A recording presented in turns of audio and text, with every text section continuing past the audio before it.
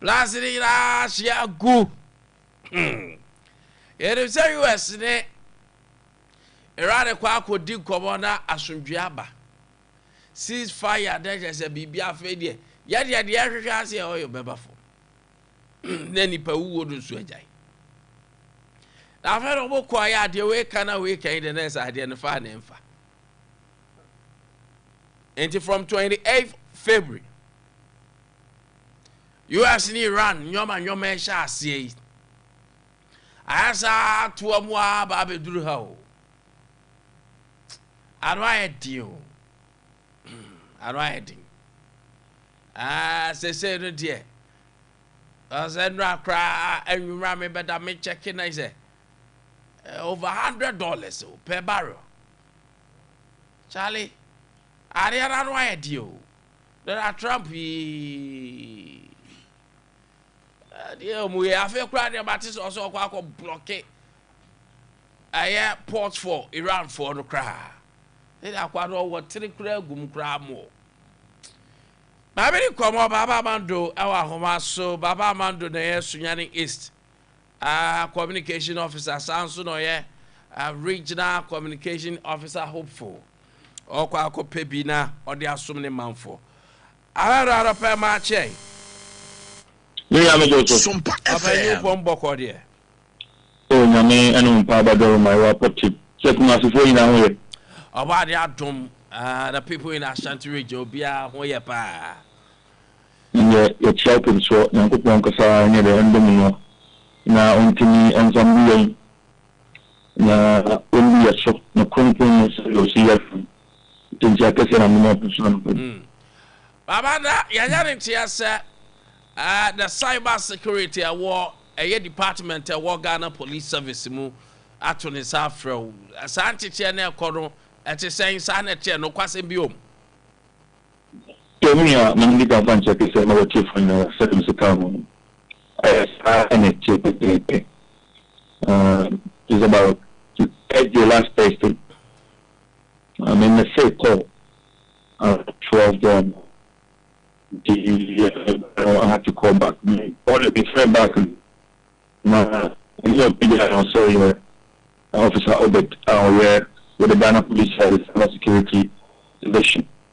Now, when you for so on Friday, when you invite them to meeting number Friday at 10 a.m. Now, you had to me. Friday, that's why. So that was the first one, sir. Meet me up by the next day, Friday, at 10 a.m. So that there are investigations vehicles for cyber security. Me didn't plan for maintenance to say, oh, no, remember. And at that time, so now I'm to Panama to meet me up by them. And I'm a friend of Mr. And I'm a Casa. And we are in me around that, and also obey about the Monday. Me and Cassano were content. And to Mestre, so, mommy, I get you other. Don't remember. No, so my friend superiors are getting back to me. And indeed, in a short while, he called back, so I'm making it, I am on Monday, 10 o'clock. I am Monday, and yes, and in my paper, we are Nico Shamila and I'm in Nako. Na ekoba ne sano o party fuate the moment see na me bo telephone na amania na quickly na the flag bearer Dr. Alhaji Mahmoud Baumia called in and I kasa no so examine messages as to how we should go about it because ochi media no Nyana Roma, and I should avail myself. It would always be part of the process. The flag bearer we also, the General Secretary, and so FA, General Secretary friend on also, Ebisa Moon and the church room, said the message room, way up and a national organizer, Henry Nanabuachi, FA, Bisa Moon said the church room. The movie is original, so the original chama meaning it being come over Pamba for going. we na Erin and Abuachi national organizer and a general secretary na etuka no moba ebeshia no suwano. We discussing issue no. And on money flag bearer epasa because flag bearer form direct say omomra. And indeed, you can say we negotiate omo member share the former deputy attorney general and minister for justice Yewa lawyer Alfred Chianyebo. Exactly. And to honor the councillor me no echo Ghana police for any. I see. Baba ekoba sano o mamma tip of be say way na wakwaye enti bia o invite we. Mimia, very important question. Man can the major party action because in the science, in the officer, what have I done wrong? So that they are informing lawyer, near who do they or say what I have to do is a member assistant investigation. You are cyber security related issue. Cyber security. When he said, sir. A doer, and clearly, you know, a politician, and to be honest, make sure me go TV so. Where or make me invite me. I mean, I will be with some of my coach. Because please answer my answer. I believe in Tia Ghana Mara. And I am finding it difficult to understand and to know exactly what I did wrong until after we are meeting today. But clearly, before Papa and Fremen or Air Officer Obed Fremen, who call me Facebook page, some of my posts now media poor me. It was the NDC for but no my target cyber security. No my target mama, no my target. He said they should take me on. They should take me on. So I am not surprised there. Finally and eventually they have invited me. Because clearly you could see something happening here. But I do not seek to prejudice what is happening. The name of Lord Abeko, as he has explained, fear nothing and we fear no evil. For he that God has anointed, no man can subjugate. We shall go and we shall overcome this obstacle. All right. Baba, and then I'm over Quadia, my angel, na Mokoba, na Afe Yahudi womb, Adam. Definitely. I need your question to know more Sompa, more branch, was have a standing invitation to a more branch, so Omonso normal mission now, a more reporter assess Nagana for you India Babuno, Basishua, may criticize it by an issue. Said about you better kick you one way or the other as you. Say, I mean, Shira must say, Mabama Punoa, then show me a dead. But the Amia Master today we know what actually happened. Yeah, that's it. All right, Baba Amando Abubakar Sadiq, Air Communications Director was Sunyani East, the new Patriotic Party MPP. Now, as a Zama yet Tibino wanted to find out, say. Dokwaseme woman say what articles being in your maybe post to the Facebook na the cyber security under the Ghana Police Service and invited say unreported no assisted investigation on some of write-ups na and pay over the weekends go for Eddie home and come out and so back to the war between Iran, Israel, and then US. As I say, the Abedina Trump, so US, so Now, yeah, we na fair plus the hope you say.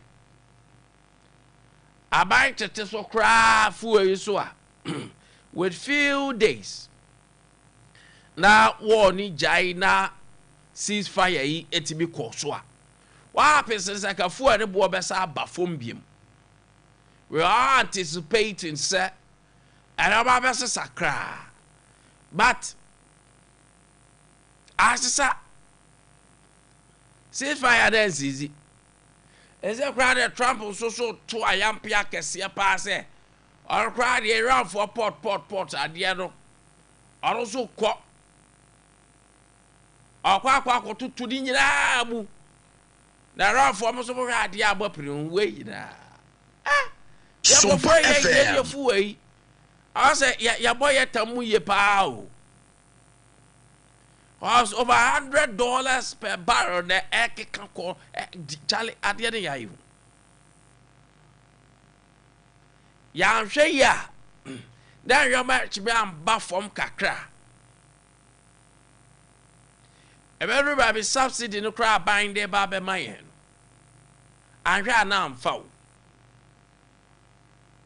that I really do and what for say as it starts that we are still being able to revolve around 10 11 point kakra our FX our cedi to dollar ratio no and see our cedi against the major foreign currencies no nyame adom enya wode kakra kesa ka say den ka no be edin go looking at the sections Donald Trump ethiki and nyama ono so expected from Iran Iran so expected free omo na emfa no ama ho sam na koye baby bebre o ese say enya agudie I'm telling you the truth enya agudie o enyama no edin enyama no edin pa but yedi command of pay na Ernest Smith Prosper or a senior researcher and policy analyst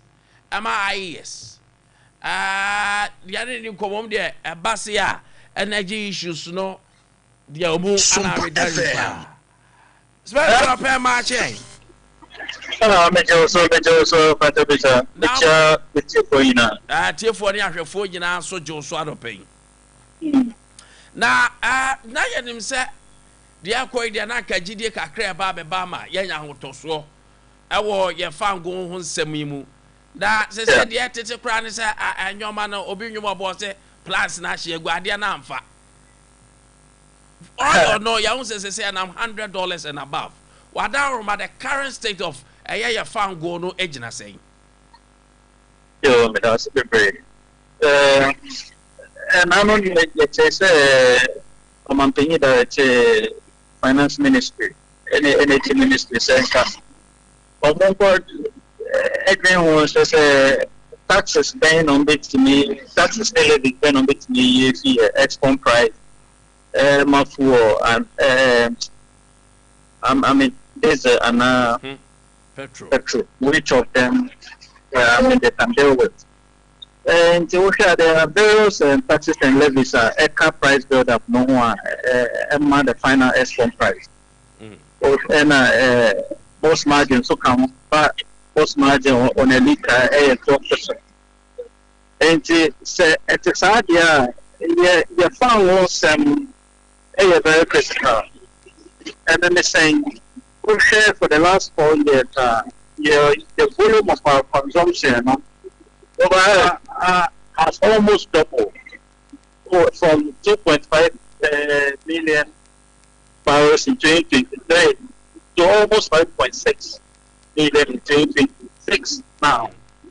But some increasing consumption and infrastructure in terms of storage, operation, transportation, and then I kick on boss and taking your main it's a boss margin a very important thing you need to have maintain every safeguarding industry, you know.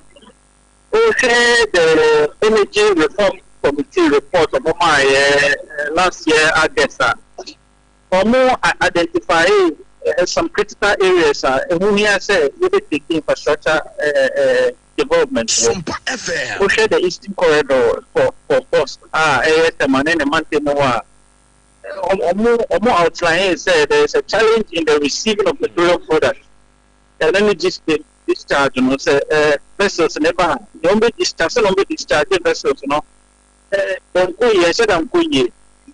But all the far western corridor, Dr. Then month here, move on. Discharge here, almost storage them go on.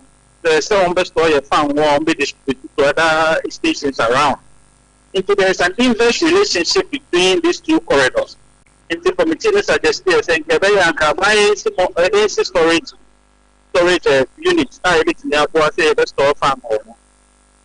Away from that, so we put the northern corridor now. We pay and for the standard. 5% and our boss or more connected the will pipeline to or more extended the will be for the standard pipeline. Okay, now go for also. Am I in the or person more sort of petroleum products in here? It's also just extending from the pipeline for the standard possible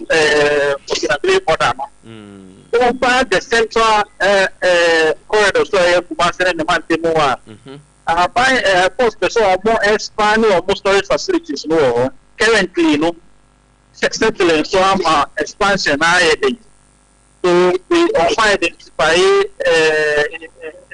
new land also more expanding this project. Number one now is underpin on the cost margin.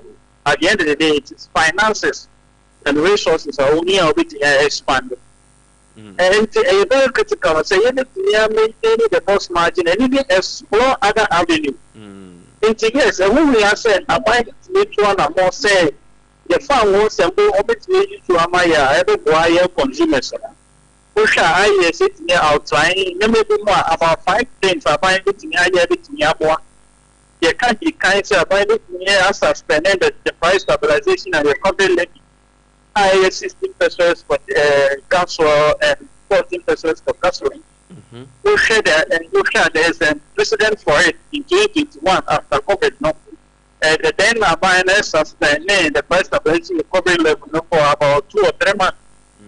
It sports or found more costs to do 23 cities, effectively.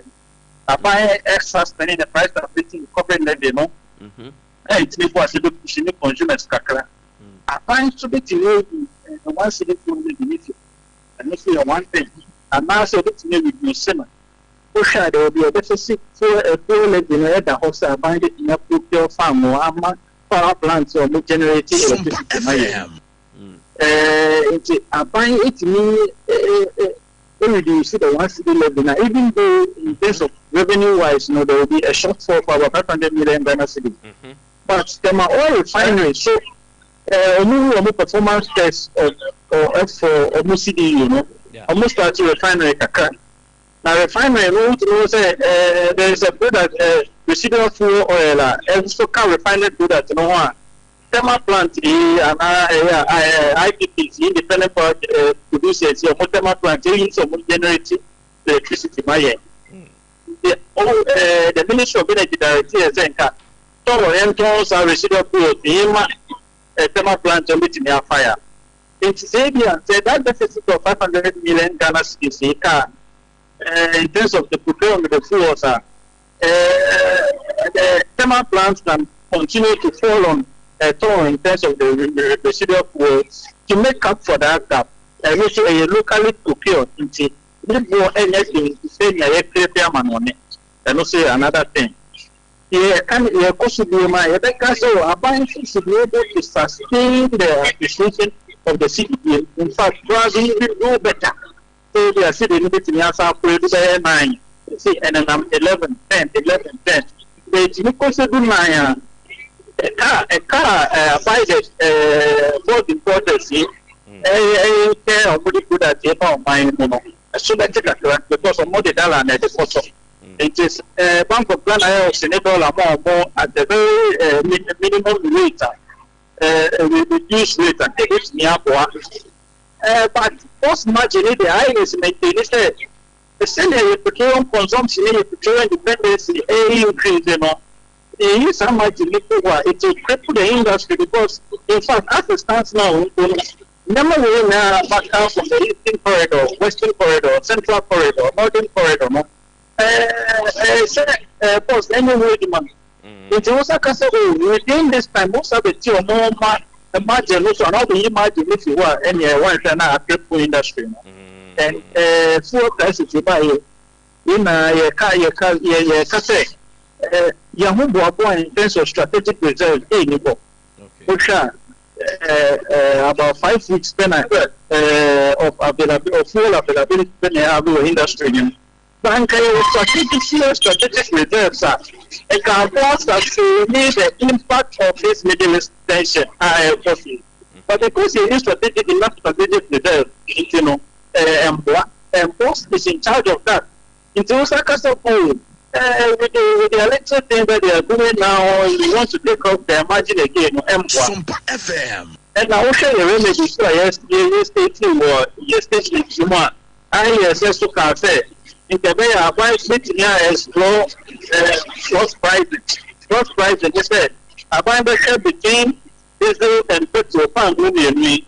Then I buy the near subsidized the more consumers.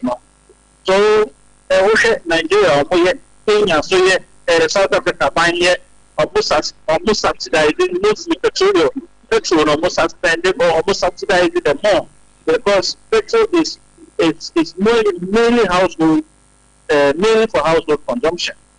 These are the options it's available for buying so meeting here. And they say all those mechanics are just for short and medium term.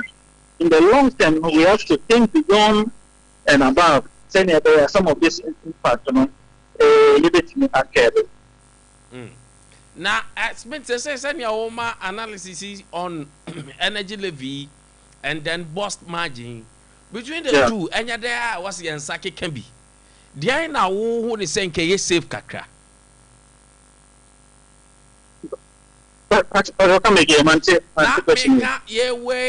The way as I say you bust margin to be there.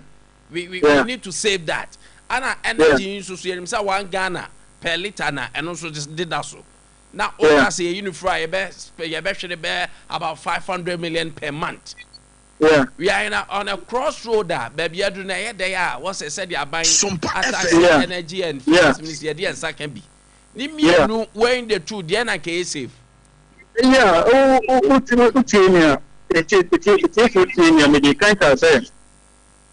between the two anonymous, a series of options. The one civil levy, for example, a minute to go for your MI industry. Okay. The boss margin maybe a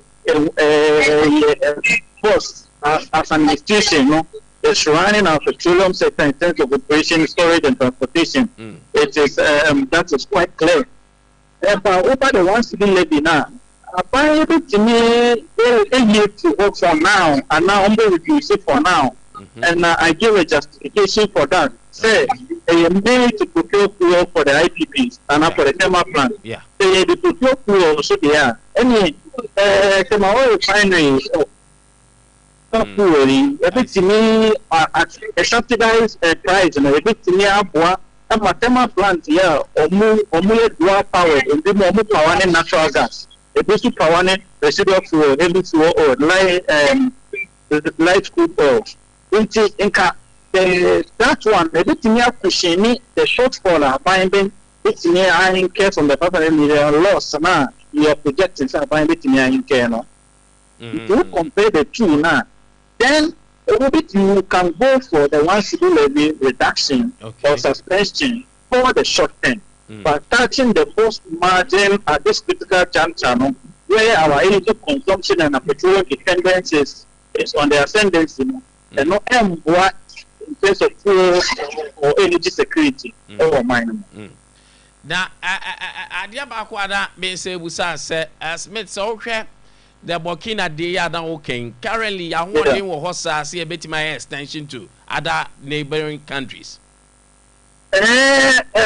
Obviously, Burkina is a landed, it's a landlocked country. Yeah. Or near. It is a house to transport the fuel to their country. Yeah. You say they are Ghana and Eboka, they say, but how they means to get their fuel cheaply to their country. You could talk about the bulk vehicles, you could also look at pipeline, and of course, the say, pipeline is a Mukos, Burkina, only okay.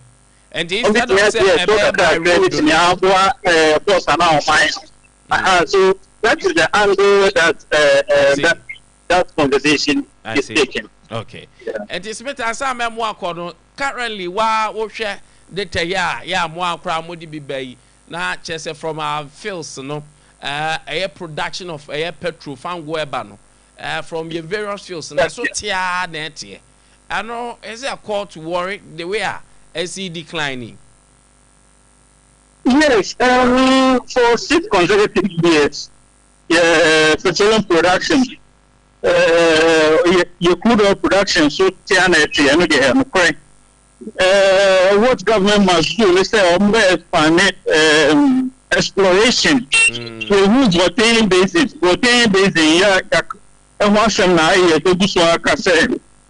Government should partner more with this international oil company, the IOCs, to be able to do more, to invest more in exploration.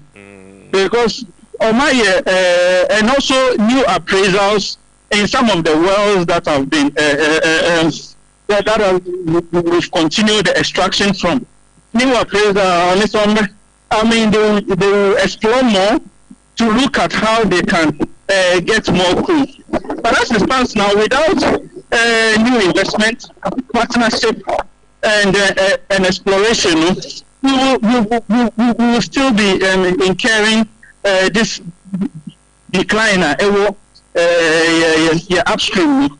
It is mainly about structure for extended exploration, and in some of these our new fields, the Rotain Basin, for example, and new appraisals of our wells. Okay.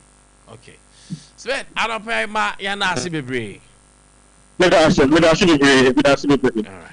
right. Smith Prosper, a senior researcher and policy analyst, Emma Institute of Energy Security. I don't pay Yanin Komofa, the current state of Yemfango, into probably 1 Ghana Cidia, and the editor to fuel so for energy. So, the minister na energy sector debt na hodna esun. Nti o mwa no muchere se no kra na maye kanye du. God is sister ade because it don't be na IPPS IPP for IPPS free. It to be omo ha no my imagine so. They person omu ejai di omu ye bia because say Ghana di omu ka and we are not paying them. Why you are not paying them, they are also not getting the strength to, deliver. Till I'm not back and forth, I don't see a BBO, but I don't pay. My main guy was say, Nyame Boa on the 16th, Bosumi we ya. Sompa TV, Sompa FM, Kumasi. Yene Unilever Ghana Limited, Omwane ye Pepsodent Ghana. You know my car bomb the dentist who drove free, Kolebu free, 37 free, Comfornochi free, all the big men no. Ye di omu eba. Na nyame boa dentist e kukudam na ye di omba be hwe sin free. Baka so se nipa bia anya hwe no. Anya hwe kra no. Also visit o dentist at least twice. And one kokra no once a year. But obi wa na se na nya ne ya onko ba bia o. Onko ba bia. Obetro ma fe ne se na chase e di ni hwambo ansa no apɛ dentist a cha kwan. Nyame boa brane ma doctors a kukudam to pick doctors from various places we free no ontanya. Ti nyame boa ye ka bom na ye gina yakwa hwɛ ye ho enso ɛwɔ hɔ. Ti mesra wa ye no Sompa premises ya sharo so say ye di so ame ye wo ehwa overseas ultra ayeduamo afa radio ye na say ya ba beji ha bo so pa Sompa TV Sompa FM yen de wa hanom say ye wo 21st clinic for enso building ye wa haya oba na ya hwe free bibia ye free. Doctors a kukudam we ye diagnose the normal rural cinema show cinema ye. Ya cho say one hwe in the next 2 months, next 2 years. O sini betimi aye bibia ho. O sini betimi aye bibia ho dom. Eti hweye na o sino so ye mo ho ban ema. Ya mo ho ban emfa ma. Na yesa na edi ebetimi aye. Looking at some of these things, I have Sompa FM, Sompa TV, ni free, and Pepsodent Ghana. It's a on the 16th. Market Tromaya, Madam Trogo, baby mount. twegu calendar se oba na mebo oba na onso aba behwe wo se no oba behwe wo sinti hyɛ nso pa hyɛ nso sɛ nya mebo oba behwe wo se ɛwɔ Sompa fidua mu a free 16th free Arape OCP Ghana Limited yɛbɛdi nkɔmɔ wɔ Sedina Tamaklo ne case as say US for nso de omuka fa ho na yabobo awuram kakra na ya rewuram na ya hwɛ sɛ de nneɛma esi ɛkɔ ɛwɔ hɔ na anɔpɛ OCP Ghana Limited yɛnim ne free dada no or the OCP fertilizers no de gira na so no sa de aba adwa so anɔpɛ wote hɔ yɛ de OCP Africa na MPK ya giatum feta ya giatum se o de both vegetables emma ya diama problem emma kala nsesa emma nintinso eye OCP Africa for fertilizer and OCP Ghana Limited say no pe bomadia na ejo fertilizer me say amomo ye cereals and vegetables no eye OCP 1515 and ye cereals and vegetables for no more dia 1515 ana OCP 1010 2010 no OCP 10 2010 OCP 10 2010 and also ayamo amudua legumes no etimisrawa OCP 1515 TME mamintim biem OCP 1515 fertilizer no ana OCP 10 2010 ayama atosodie for vegetables for no mona modebo afemu amu aye legumes no Monkwaji OCP TSP and your legumes. Nemo mato so dear for the dientos nyadoa moko yakeka hon mumu ya OCP 15 and OCP 10 na modi adi mujuma no. Mesa okof agro pharmacy shop bia papa bia obenya bi. But my dear friend 0555 909437 0555 909437 and 0555 909433 ofra ya yebeboa pa na onso so yetimi ahwe pa ma wanya o fertilizer kama enye OCP dia wanhwe ya na edi akwa ya no pe bomodi akope bi Kingdom Herbal Center omne kofa ba Kingdom garlic capsules Kingdom garlic bitters Kingdom ginseng power capsules arope bomodia na pe Kingdom product bi na yenni nkomo emfa ma me Sedina enso nkomo arope me catch us the best person to help us a lawyer Kwame Adofo odo na Nadarma la Kwame Adodi ono otimi chechemu ma emu eda ho pa na omo aye nyina enso kanso arope ma che yene na umpom te sei hoye Mbiri se no so hoye kanso nyame adom yanso ya pa yanso yo hoye pa yes kanso na we die e basa obi bese na ya before nwoma ne nam ye ni so sa ba mi ye de ni ma ne se in 2023 na sha sia Adam ami ye bo no kwadu se sika bia na so de koye adwuma between 2015 2016 ma mi sika wa fa anya adwuma bia wo so ye but the awasa ni slim said the koye ba na ma mi tu kan fe krade na lawyer for mo the terms on sata me kai isunya me frewa ta wo kan absentia okrade enye tete sa taxi bi cancel ba bia bedru nie sama me US for court to say o ma hwemu na ye de ntanse bo na eyeyi asem ye nti ase ye oba ana okọ e de na US court o kan fa ma mi I'm chair of church for you. Procedure then say to see my US for court as you say now I'm going to call me original and maybe a form of extradition by treaty between Ghana and the United States. Now I'm going to have a court system and a judge as you say Marono Yanfanenko. To procedure then say on the handing over among Ghanaian authorities. Usually, no, they handcuff veterans our America home. Then not for plane. Then not for prayer. Airport to be na security agency there. No more Asiano. China straight to prison.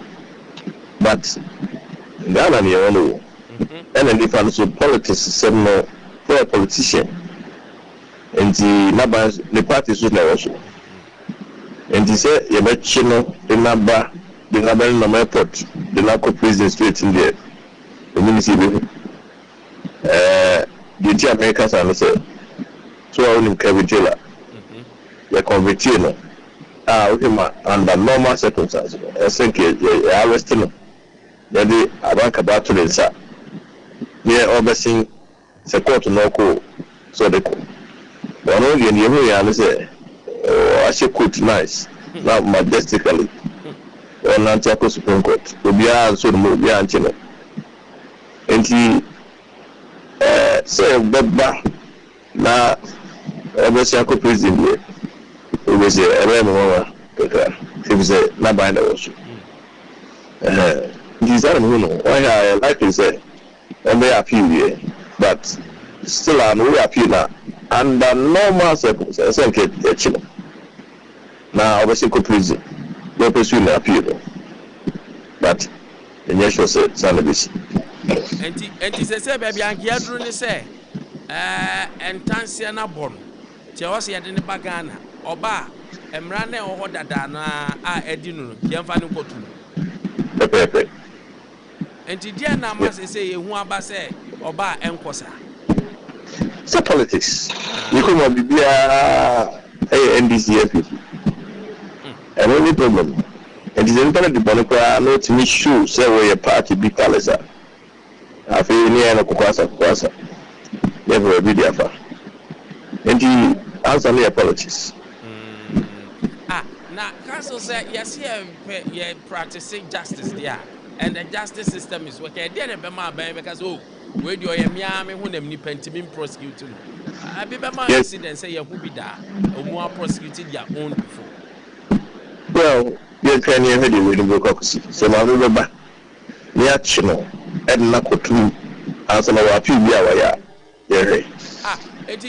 Council saw our appeal practice your chino plans on. Yes, because she's convicted. Okay. Once you're convicted, you have to go straight to prison. Convicted and sentenced. And some now pursue your appeal. And you are banning for now, Kwakotumudia. That is a Bibia Kosu. Yes, be a war, but like I say, where the Mintias and Mekwa appeal. Then, once she's convicted and sentenced. Also, be driving ship. Yes. Wow. The nation we not so or appeal court money bill a different story. But I have not seen the actually Bibia Kosu. US one anti Shimunum also Bagana. Yes. Hey. It is a better Baba Sagana for Begas okay. Yamafan. But there is some applications here for the mouth. And two poom. Let me show them. The mission said because one for the Magana and your hours. But where won't mean deporting? Oh, I said no, yet no, you hand him over. You hand her over. I see. They say no, I don't know what that's a Muslim penna. There's this was buying your band. What was it? Perfect. Answer no pema, Yanasi. Yeah, that's. Lawyer Kwame, Adolfo Natin in Kano, Sano pay Yanino Edim Como, now also a church said the ensemble a city. Kwame I don't pay much. Openime Jozo. Now in Pumbo Cordia. Yamia enough for Mudie. Akadie Nipan so be dear Boni Pana. Bibia to me a koi. And Yamia for Mudia, Bibia a fine pa. Good. Benin was where Yamia don't me a pa. Macato so see to an ejawum papa. And that's it. Openime that's it. And that's it pa. Semi Shesian. Mr. O. So I do me yet. We can go ye dear. Oh, not really. Asna Titi me captain didn't have the not really. Asna Titi me kakra. As I'm Mishri. As I'm Mishra, dear Bibri. The investors are worried. To say investment in Minimium Magusia. Believe you have a guy will be a Bogushi Fabo. Oh, we had them so. Nana we dear we did we did come the we dear na me thousand ko na me say me adwuma fo pa bi so be da e be see dem hu ye any adwuma bi aye pe risk taking masa adwuma bu a risk ni ye risk taking high to be there me yes all right kwa we are pay if na do any chire obedi ma me na say adopai na fi ye nchia ya tiefo ahwefo ya adopai omaji ebre na omaji enso atum na omo hwe yen anopai we appreciate their time na ye kasa nyame nhira omo sa de chie bia no omo de omo kasa fidie no ade to Sompa TV Sompa FM enti wa wutie yenso bitumi ajoin ye wo Facebook se bia wusi Africa mu anampo ko baby obe free radio no ho na TV no ho a Facebook bitumi ajoin ye sounds na YouTube nso Sompa TV live bitumi ajoin ye na fi ya didi enkomo kakra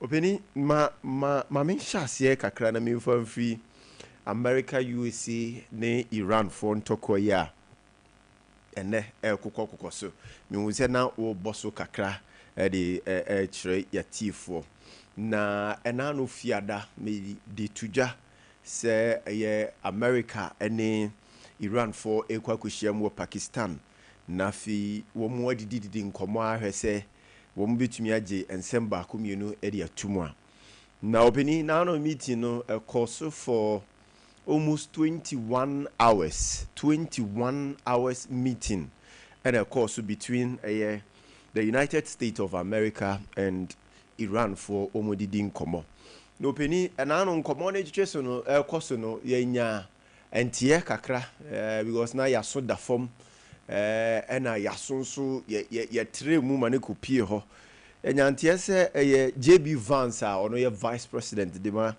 the United States of America on the course of the meeting e course na onya call kakra ya call no nso na enye obia se efri Benjamin Netanyahu ya ono nso ye Israel for man peni ana se wo mo penimpa e wo honom na entia enya ene say after so pick a call now return it to the negotiation table ne meeting table no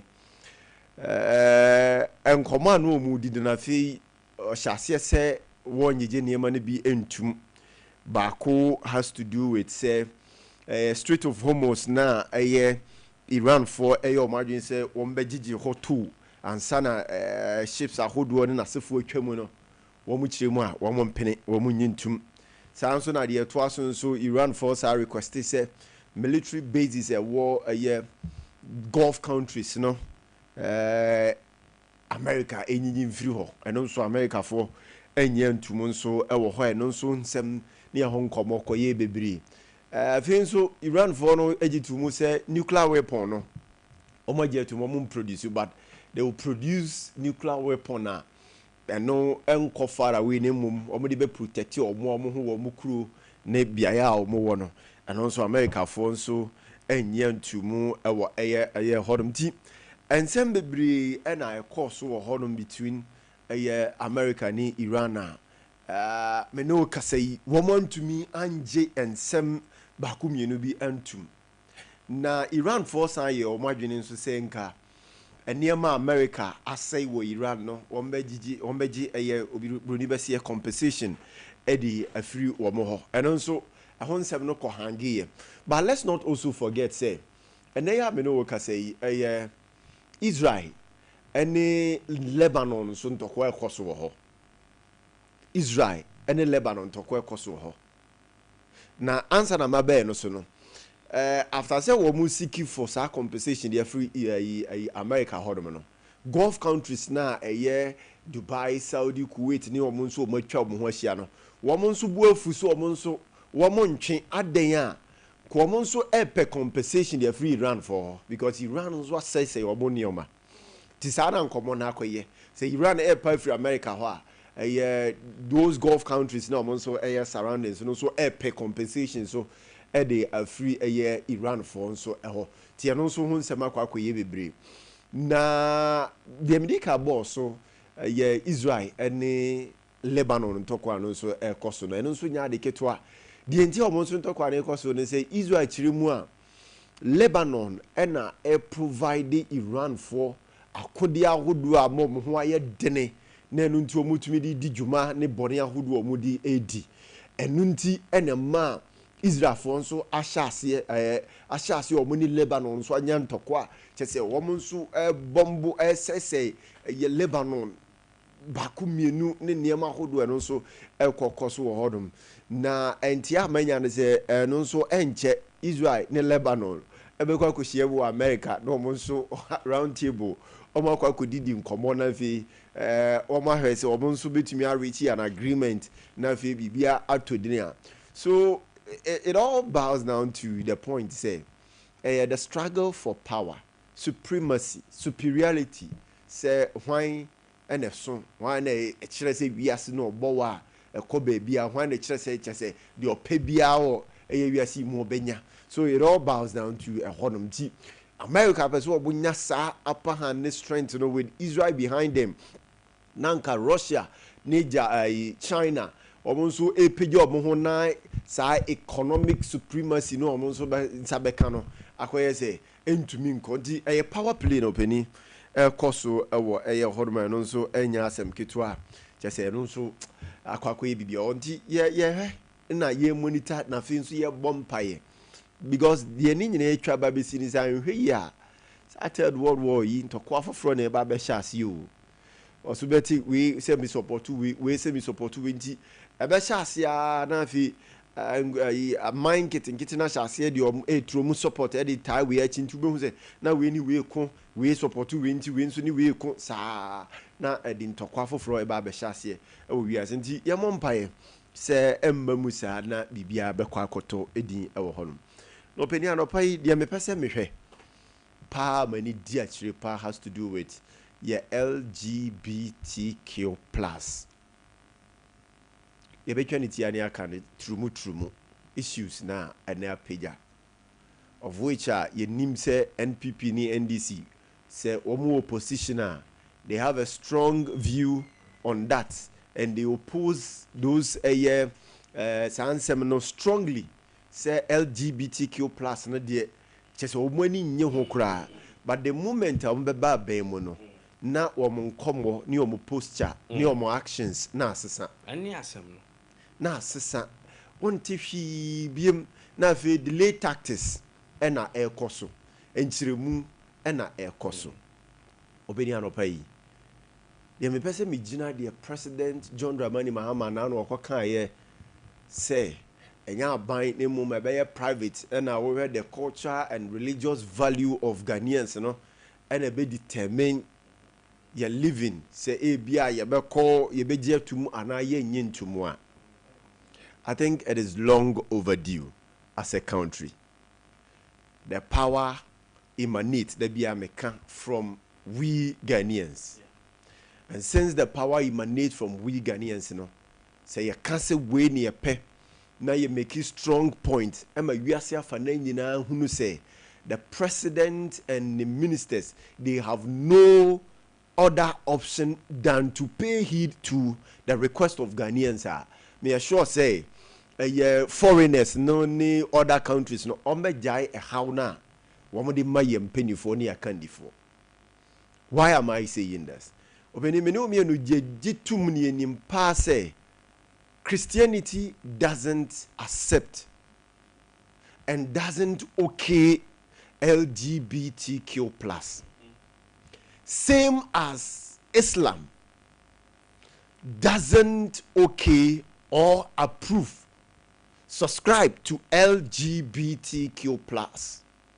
Openi ye free eno ho nso a ye kurom ha ye wo abosomfo ne nasefo mo nso mo wo kurom ha no openi wo mo nso enyi sa turumu no entum.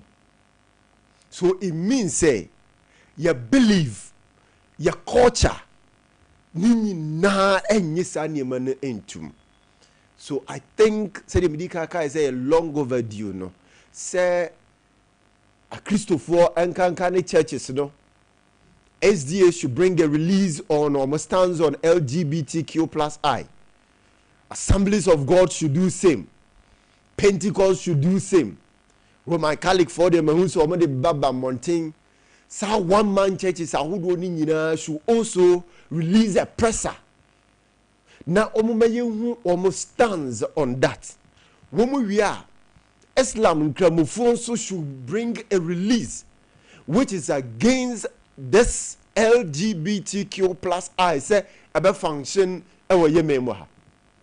Womu wi nso a ye nananom asase ya mo nso womu ka omu ho bomu a they should bring a release. Actually said they are all against sa trumu ne sa suban boni suban tantan. They should bring a release. Openi omu wi a enso ho. Say we have a common goal, a common mission to achieve. And that vision before us, they say, LGBTQ plus ayenyintum. And at this time, say a Christopher and Cramofo, ne abosunsun for ejitum, no more hit street, kasu mu ye demonstration, with all cameras on them, no more demonstrate here. Menye sure say nyankopon ebetia sa demonstration no. Menye sure say Allah ebetia sa demonstration no. Na menye sure say abosunsumfo enso betia sa demonstration no. It is time we must have a one mouth and no bako. We should be united and make a stand say Ghana ni wo yama muniyete. All these beliefs do not kowtow to Saniamana Mrofono de Bano. The president and the cabinet ministers have no other option. They have no other basis. So, Ediaka say, dear Ghana for your see a pe, not to mean free a ho. Na yakwa sunlight at abadia more mono yakasi and pa, or me to me tiamwaka say, woman yedia pem famaye. To me, Kwame, from a nano from afar. Now me tina see per what I've read, per reflections I would want minya ye. Now me tina see to understand the way forward. The bit to me near making a strong statement to the president, to the cabinet ministers, and to the whole world. Say Ghana for your stand near no. Abaying on yes wosura on your miana no. Not these bodies. Ya Christopher. Eyankremofo eyabusunsonfo ekabom na Ghana fo nyina ye de support tawo mochi na ye hit the street say ye be ye no region by region see ye be kabom ni aye no one massively. Kwame, I don't think this time round we will have any opposition from the security sector. Actually say yem prima mum for route yem prima mum koha yem prima mum say because that time no, it will also prove to us say yes security no. That is they always kowtow to the government of the day. They are not there to protect the people of Ghana. Kwame, I think this is the next step for Ghanaians. If indeed yenyina, if indeed me Kwame Ejako, if indeed Kwame Nkwantabisa, if indeed wa wutie mi anopai, wa wo hwe mi anopai, say yenyina yeji tumwa, we ni anamu wosi etu. Yen sha se emfa pressure emfa ma asori mpenifo asori akandifo asofo a omu krum ha to bring a release. Yen sha se emfa pressure emfa ma imamfo sheikfo ne womo da nkramusum na anim no yen fa pressure mo say womo mra bontin fa release mma bontin na fe nso safo yi nyina nkamom na Ghana for so yen fa support ntawo mochi na yen make you one strong statement. Okay, one strong statement, one common goal we have to achieve. This time round it shouldn't be NPP leading the charge. It shouldn't be NPP calling for the president to sign say LGBTQ plus. It shouldn't be any political party, because if we leave it to them, politics, and you will sit here and realize say a time will come, NPP too will come to power, and this delay tactics will continue.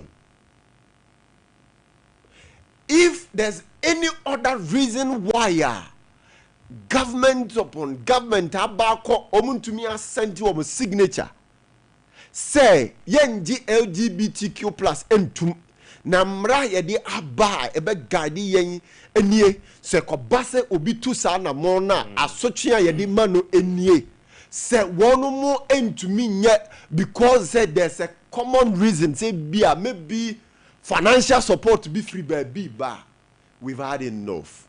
We have all the resources and ne ye the gold twampo say your gold reserves na eboa yen na your gold reserves no so na epija economy no manage na ne nan so. If indeed you see you manage, we are capable of managing our own affairs. We have cocoa, we have gold, we have oil, we have diamond, we have manganese, we have bauxite, we have everything it takes to make us stand tall. Yeah, your economy and so no. Anti-10%. This is the time. Homegrown policies ben omudi tuja omudi ba montin enunti si eji LGBTQ+ etum na mrofo no kaso omo support ye biema sa homegrown policies ne betumi aboa yen. Build Ghana no niema ben omudi agu akwam. As it the case nso say si eji tumu a ye niema no ye de kwa bonti amrofo no ento ana. Kwame, they should give us reasons. They should give us reasons nti asa okoye ayedene because scientists are padia mentias ye sentia sani maida so koso mentias ye sentia LGBTQ+ akufo be konye ansa na oba bam wantumi anya hohwe joma ama konye ansa na osan ba the second time abam still yenya hohwe. We've had the likes of Sam George Okuje to Abrakwa Nina Sefwa. They gave harangue speeches. Wamo kasa tin wamo kasa wamo boso wamo kasa kukuduro so wamo kasa washo so wamo kasa bufuo so wamo kasa ye mayehunu se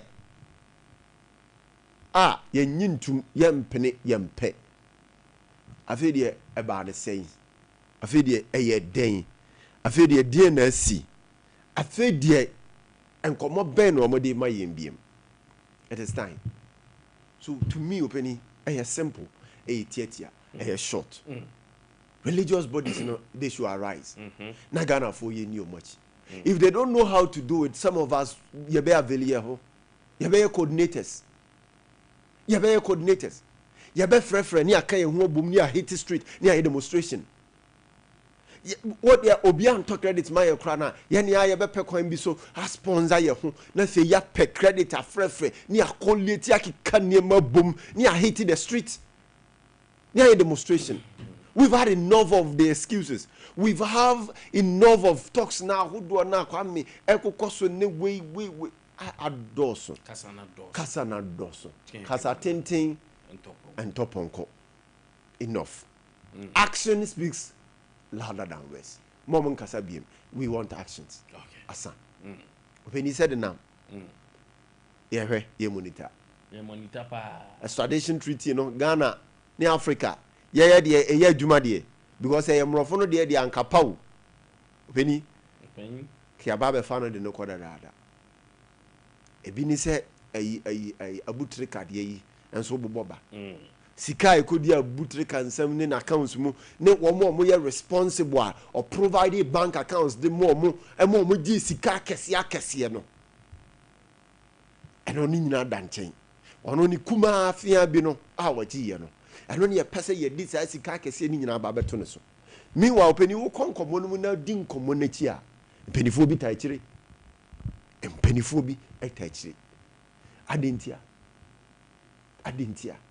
ofori internet hodom no ono na ye man tumi man be serve yen ne ehunu se niema bia nko ye pe no a ofiri Ghana no ye pe ye ne ye nipa firi America de abo ye ne a ye Ghana ni se wo mra wo be sum ye niema mienu bi miensa bi nti se mrofo no se musimu bu ye na momfa no maye no akwako ye nko besie tamu na munya mai. Or is it the case Kwame yentumi make a solid case yentumi improve solid case a beyond politics beyond politics to prove to Mrofu you say netie I remember now making I check a crack making is extradition treaty section 31 say any politics there e be to me ba say politics there emrofo no makwan mo mfa ba nti e politics ana any politics they should let us understand ebraso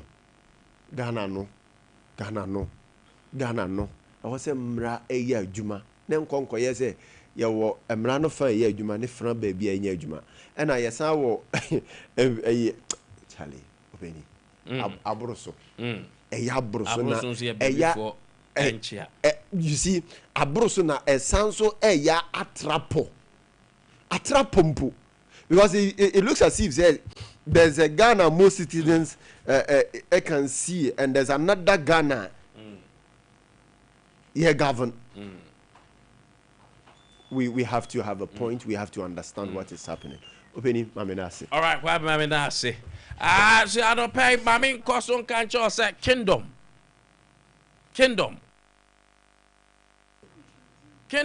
Herba Mister.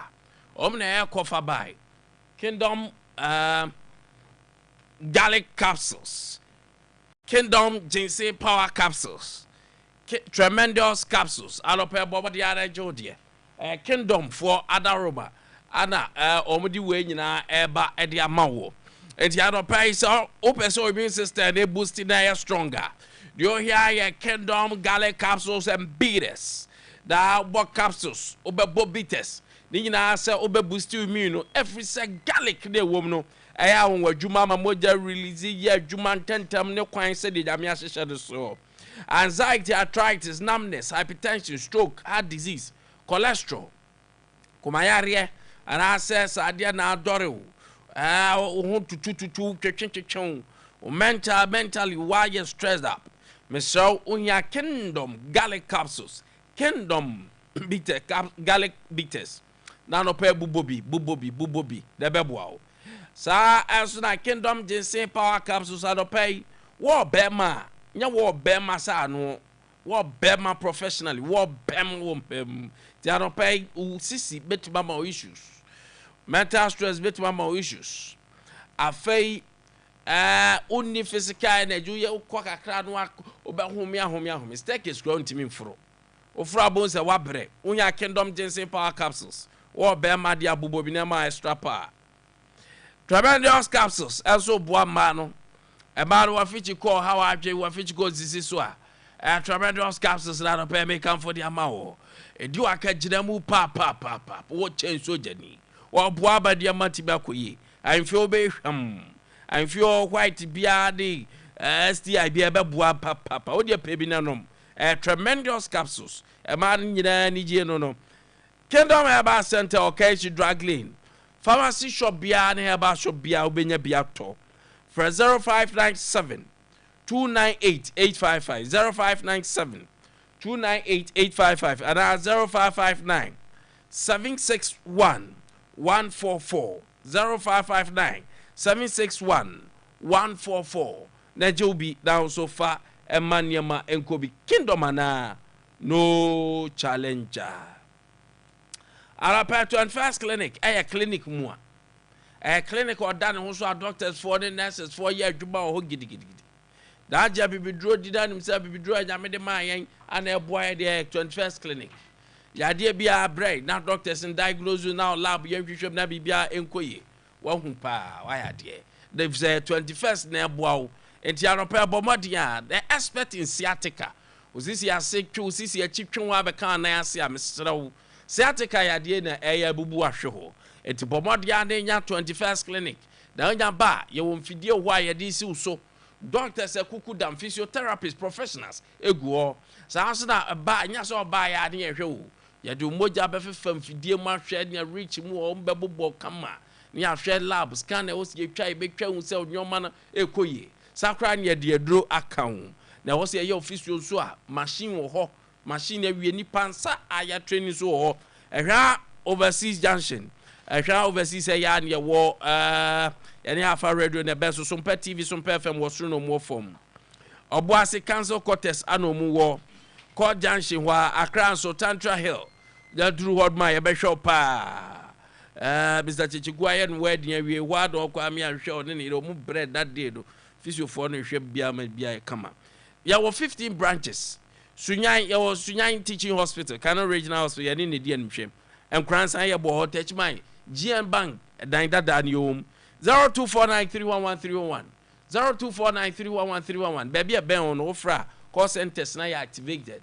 Ombe fat no macho 0249 311 0540 311 Arapay a Roman father Nedrono call Father Martis about Mescha Ediobia de Amania Roman father Nedrono Edra a divine Edra to say unconcrete chilipa Yadia be eba bow ama what me atopa it is a stroke ne how honam to 2 why am mere pressure wanimun to so as odidi awon tede so adi yayo yade bia da so aye kronkron no de no bia beboa pa ebeboa a Roman father na duro no the best medicine for all your sickness duro aye nwanwa so papa and a RSYD Novigi Studio a professional photography and film production so ultra pictures ultra movies ultra film the attack and film no ultra bi Arapel yeah streaming or yeah podcasting program how do crusade how do onya expert cameras papa professionals and switch na chire omba behama program ni nyina ko yeah RSYD Novigi Studios and cranial your malama biase first Kokroko Street then so Ghana have a bia ofre ye beba ba show 057 471 578 5778 057 471 5778 and 030 397 4822 030 397 4822 and pay omna make am for my tago eba Mr. Tago nie erectile misfunction away impotence away tago nie tinkani mem and tikani mem away tago nie infections ahodo no away anope eye tago heba Mr.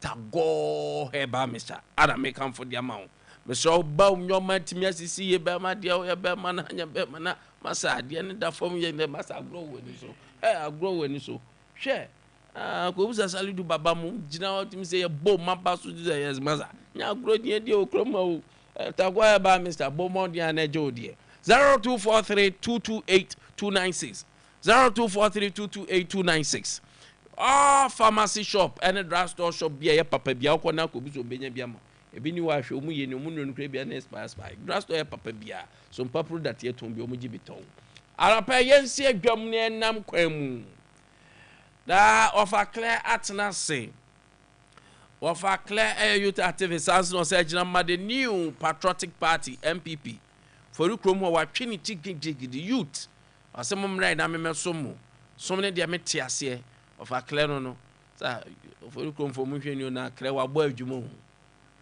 okay guys wow lord for the bet TV so but defend the party no guys has am gitwa onso ya ma fans ato bo krache aye wadwuma ya me mpe fans enyo fans me na me hu de ye wo mu na meka de dia na aye an chinin kanfo no so Clement chinin de o kanfo adwuma wo bo na afewu na say so for ukrom for story an ma chibu faso o organize youth o confirm problems ya de beto so as if so be at the MCC kama ni nyina aboa school fees na nse onya bi kura ya beje na anu ge bia mi share no so ofa clear de men share na mse sa so ofa clear ni passe mse ni nsumi so ti ofa clear mo for confirm mama ni na ho na man hwe obi de yi ba ba ye mo pa mo nse efie no betina che sa so na Baba, yes, Salidu Baba, and so your deputy constituency secretary, Kwabiri East. Hey, Kwabiri East for much. Oh, hey, hey, Eti Amadu Kwabiri East. Oh, nice.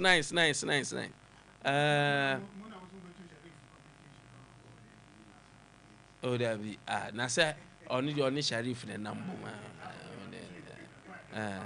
Na me cry there, Amadu cry there. Menim so be quarter biti na no be substantive. Wapon. Osu adwuma pon. Wapon. Ma de nso green mame. Aso green me boss ashira me say adwuma mabo na ni wo kra na wan na your boss. Atakwachi. Yes. Oh nice. Oh nice. Nyame adom na emre ni bia. David isi ade onko election. Also onko election. Oh ne ne say ni wa twefufam na to. E bom pa say omohu adwuma ya bo. For the past 8 years. Adwuma de obetima ye. E bom pa say omama yakonya ne asabe so mo. Me hu adwuma me onya ade a me kan che wo mfra me say masa onya ade ko be fufuru. And the ubufu kra makan. Obetima ye. Of a clan of my chain. And I'm going to be a major so. Now, Pom to say, now make go switch Yabani Yaba. Mamma Quenya, dear Mamma Fanchia, Cassian call me constituency. I'm a member of parliament of Rico MP. Honorable Michael Akwasi Edu. Now my chair party in Penny 4 constituency chairman in Penny 4 any police station for you now. I'm in check and said Yamawo. Now, Mafa Quenya Swasro must say, Moafa Simunia Ketwamo ba of a clear.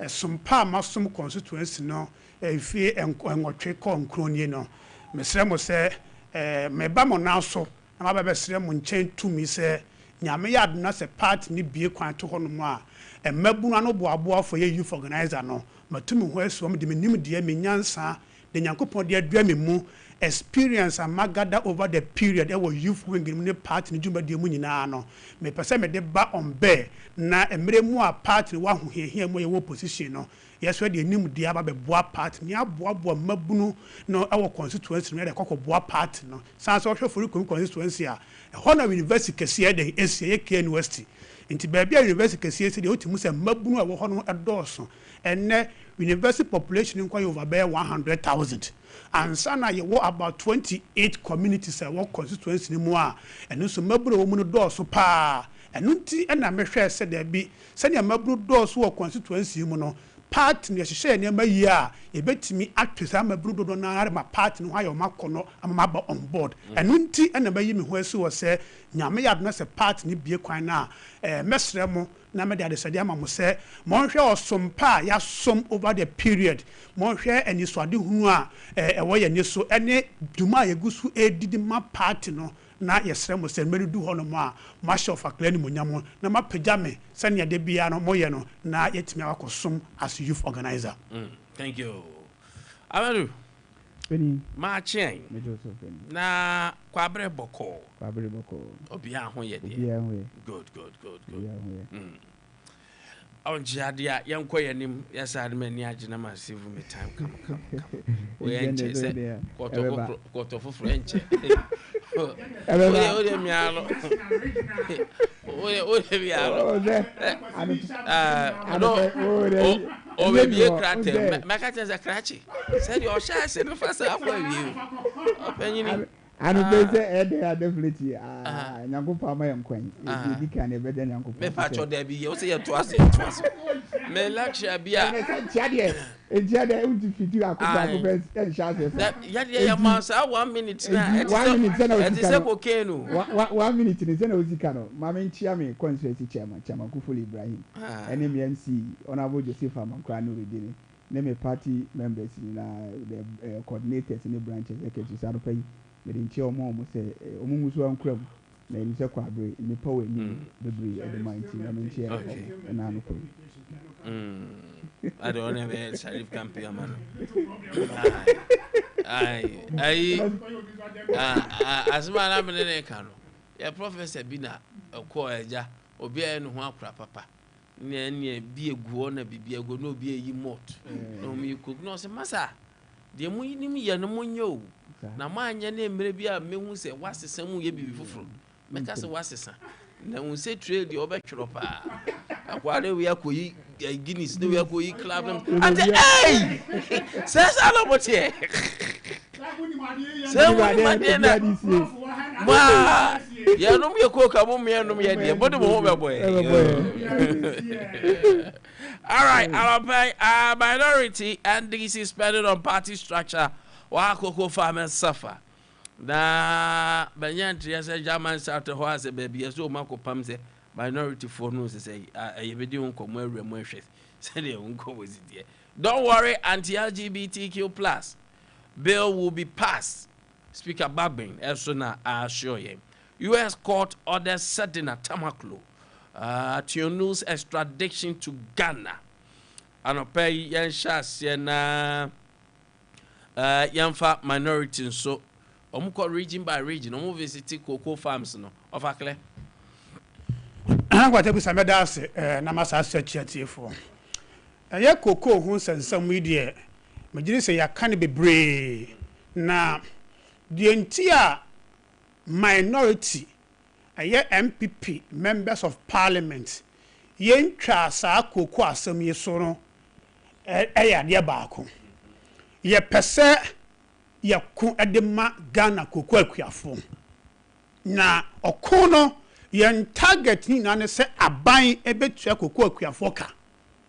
Se ample the reduced price or more 10 million abain afa edie no echino nia aka no mpono and how about for na about for 10 million di se abain for 10 million kwampo de awie a wo de ya ka no ho asema wie kakra na aka na so be mo 2500 no eno na yes abain se o se abain etua de ma wo mo sanse me kotwa medua na manya ntwa sabi me pieto so nyede enka ho se me sika na wafa emu 10 million wadi asaban eni boshi a wo share me emma me higher expectation but dada me se me dada no won hwe me ye enti sa 3100 ode ma me bosuni bia no o sisi me on hwe me ye na wo de wo ba obama me 60 million wo ba ye no sa boss no wantimi ande so me de no akote ngen masu an wawie ana me se ene ye se wantimi ande boss no so a de na me dada no de ma me no wo de fa no ama me sa so so a afa de transfer mu kwa no se eno so wantimi ansan fa ama no eno husu kokwakuafo esu omunsu epepa monya sidisu enwie ye ana niye wasa fa musika 10 million edi nso de aka no so a eno so ntimi ntua se se amene ka sei be se 11 billion Ghana cedis ya sika abana teso about 25 no so de makokwakuafo no as at the last count no na move 4 billion per na government releasing money ama adum pempenso se ase kokwakuafo asem no enya ade aban efa ho bio because 11 billion what me so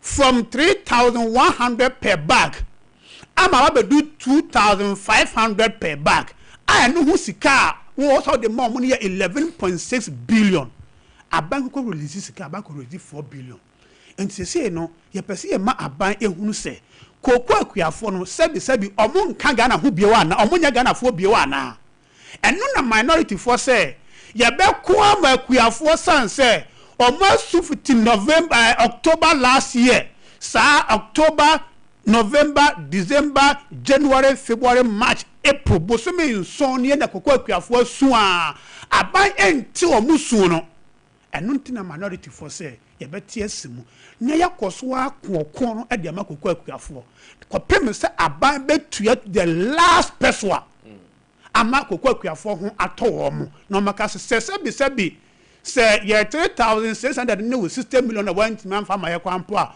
25 for the amaya ma for the timanya bibi de aye enu ntina minority for ya sori a abanya bibia no ye eguso aye komakwako san se ye ja okunu tum kakra bi no ani ye hu se aban no 4 billion kwampo no sa o ka se wo de kono wo hu ne sika no o twa paper keke enti ya tisi mu minority for no tisi mu bio no ansa na sa 4 billion no actually kokwakuafo ne de ho problem ba ko asa ba ne se ese oko the cocoa growing areas na sa 4 billion na aban release their ma wo no akrati for no sa kasika no but they are unable to pay the farmers because one omo hunu akuani ba ne yemfa nye de ema no because akuafo bia mako be 100 and omo saa cocoa community no and obi aba be carry ni cocoa ebi mu dey 20 bucks ebi mu dey 30 bucks ebi mu dey 70 ebi mu dey 100 bucks and na sika aba no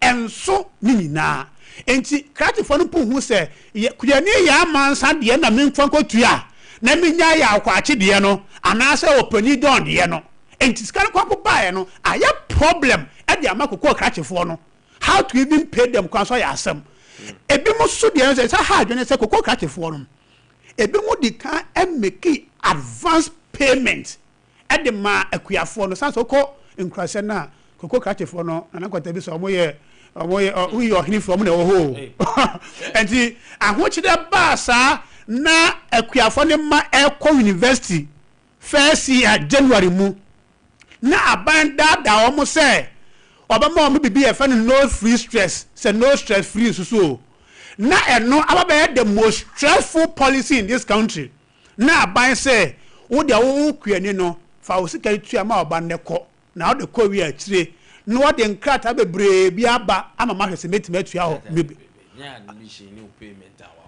do you know the number of scans and the documents here or moji for had no free stress no in fact it's so stressful to the sense that some of the students cannot even go through ama abandoned because for webra aba be the most stressful policy enti ekuafo no mama Eko University first year in January no ebi mo kokoko krachi fo ko bobosia eko strong mo say ya carry a kokoko fit October wo kokoko krachi no ho abanya first come ye ba so ko university ba kokoko annual ba ko Legon ana krachi fo no omo ko pay bosia at the ma kokoko akuafo no e mo mbada hospital the omo Eko school mo wo agencies no and this can buy and kokoko krachi ne say me di ka te me bosa na me di ye dey me di ma wo no kra first eno kwampo enso nanka pese dia kano matwa the amount until although the 4 billion has been released but akrache for koko akuafo enyan kodu omun nsam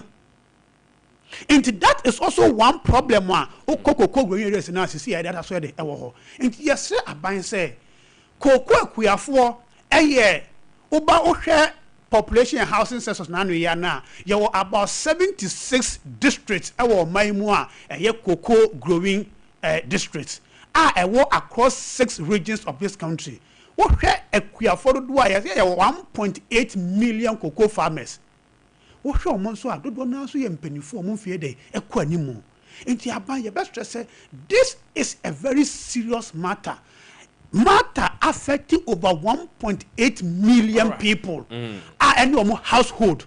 Into best for best aban say yeah because person ya koma omo ya ja kono kakra bi ne hu say aban ka say we release 4 billion sa na e krata mu enti say the press na say aban na ansa na hu say for this kana say we akọ enti say aban say the remaining 7 billion no aban empe kwa bia so na enkwa akuafo no sa na mo so ntimi emfa nye do mo na be ma memra ho ho no na on akuafo de na openi koko ya ade bia Ghana ha asum ya chepa nti se aban bia ba oman mu a ade se one sector on fa ni agropa the cocoa sector and obi ani say we are na global economy cocoa no dodo na ye ton wa ha e de kwa amanane nka sa area na asas oman no yen share them focus on to add value to the cocoa na ye no nti always dey bia e cocoa na e de kwa amanane and you need control over it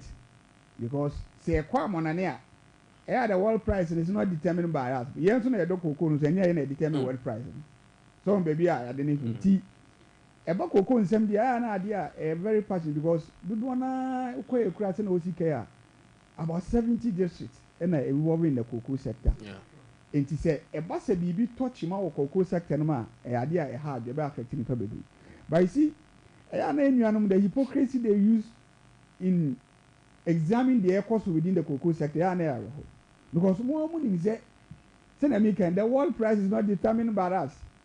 No, you can say cocoa is yes. A buyer a review price in about family. Now I buy the cart of 50,000 tons of cocoa, which our pagan is about 3,000 plus. But a buyer now world price is about family.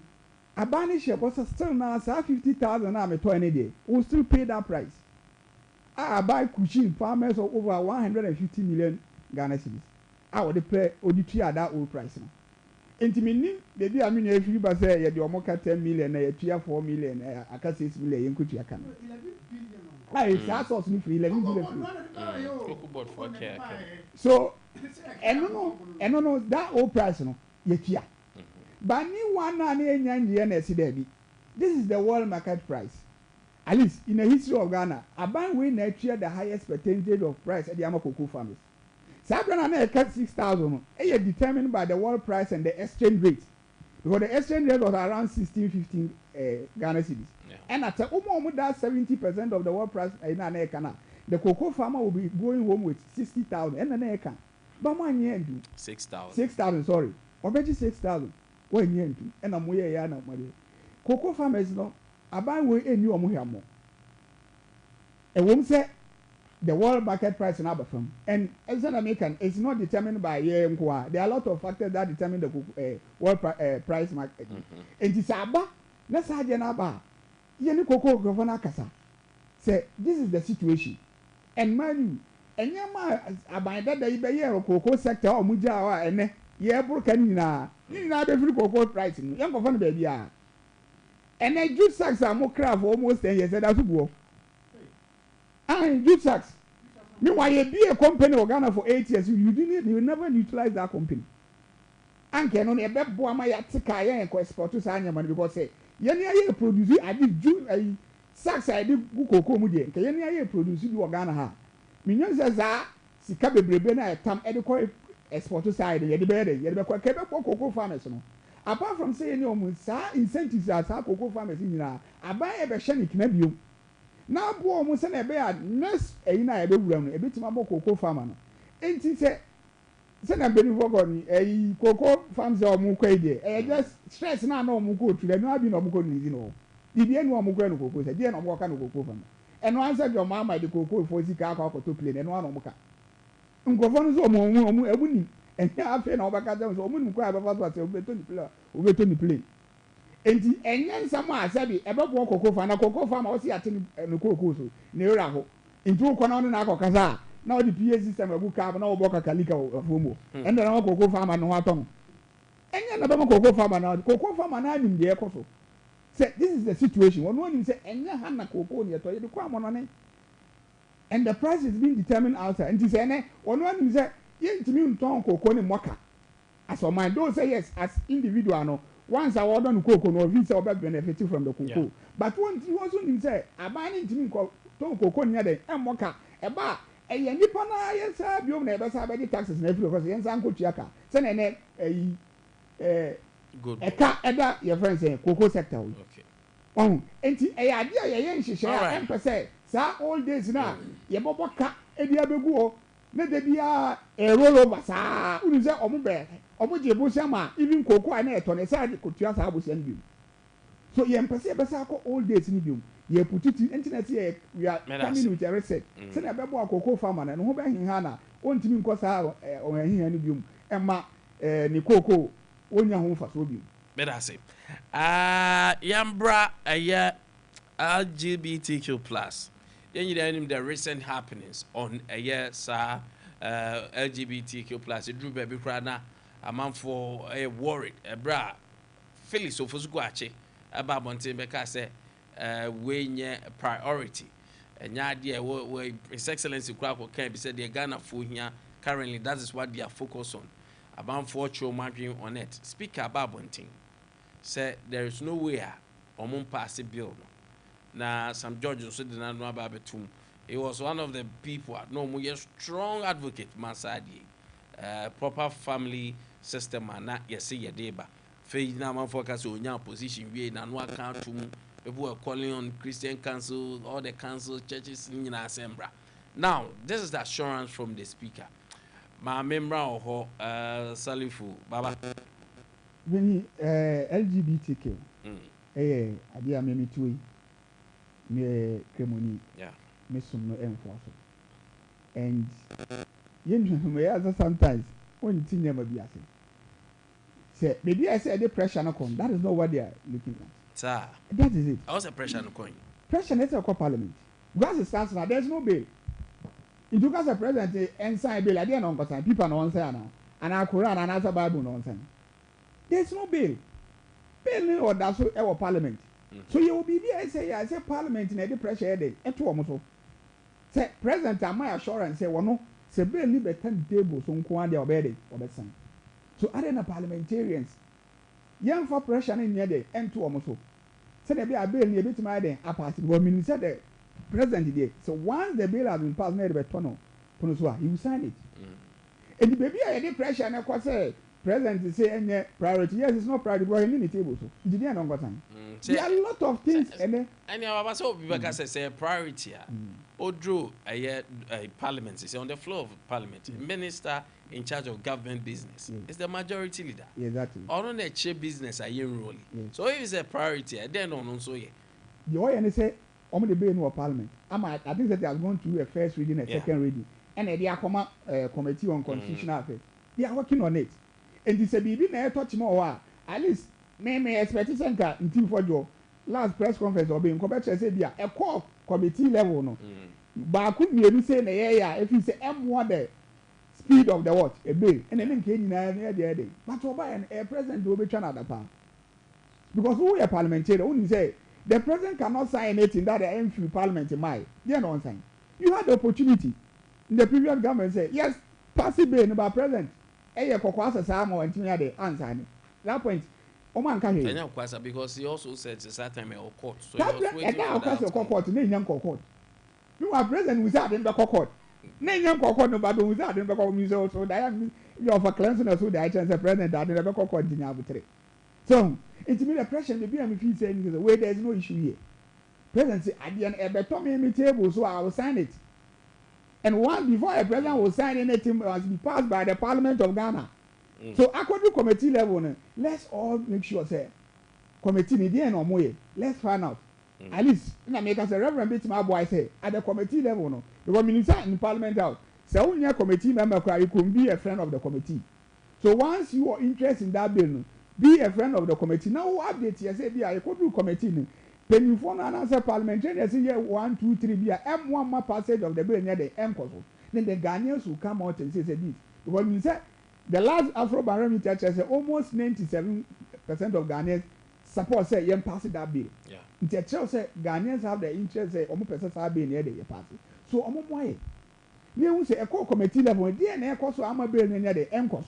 Then that way we can all come out and say the parliamentarians, the Ghana for you say Sabi with the percent ever.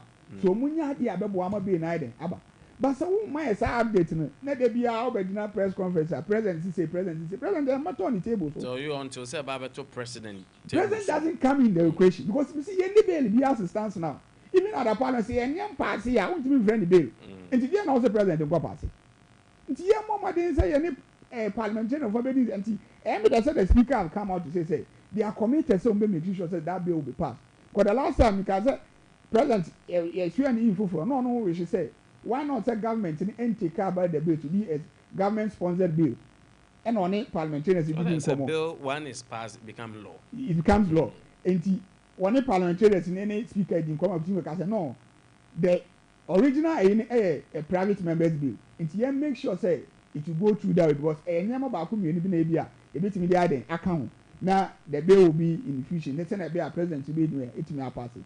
And let's hold the parliamentarians, at least the leader of the parliament, which is the speaker, Abba say they are committed to passing the bill. It means maybe I mean, please say pressure and it should be in the parliament house. Once it's passed, and then the top president tables on one side, then we can have justification say president not die. Say the opponent because the president die, so opposition can so pass because as it starts now, that previous bill that with the previous parliament, there's no bill again. So we need to make sure that our parliamentarians will pass the bill before we can hold the president. Say, okay, they say you pass the bill, no. And what you say wedding or sign bill. I hope they one side there. Let me know you know any justification just and the president I need the bush so. But it stands out there's no bill. What the president inside there on one side? But that's it. So the bill has not been called president or so there is a bill that is pending now. You should say you pass here, then it becomes a law. People think that Mon hit the nail at the head modern nam tentenwa was a monim said the right thing and kasa is in parliament of Akle. Nkwantabisa no kwasam ne say yen nanu man this for nti ase preko pese Ghana for na omo ne yen e kasa no. Yes we nimde. And so they cannot just tell us anything and believe say be fa bibia hook line senka. We can also reason in between the lines. Nientia enne omampani John Mahama di ne yebo awo LGBTQ ho asem ne say in opposition he organized religious leaders asofo akukuda wo mamu na organize wo mo imamfo ene mpanifo kese wo mamu omampani John Mahama a organize wo mo room kese mu ehye wo mo bo abortion it was unambiguous enya bohia na etuachi bia wo ho eye straightforward say on the na ba omo ebe pass trumu bill no he was very categorical and wachi yenim NDC fo mpenifo bebre kaka nsem bebre na o kan obia ka Sam George so no we John to na asem krampo de oh no just only to me he does not have power to me can asem in this no the word John no retract the entire makers were John they say Ade he doesn't have the power. All the powers is in the president.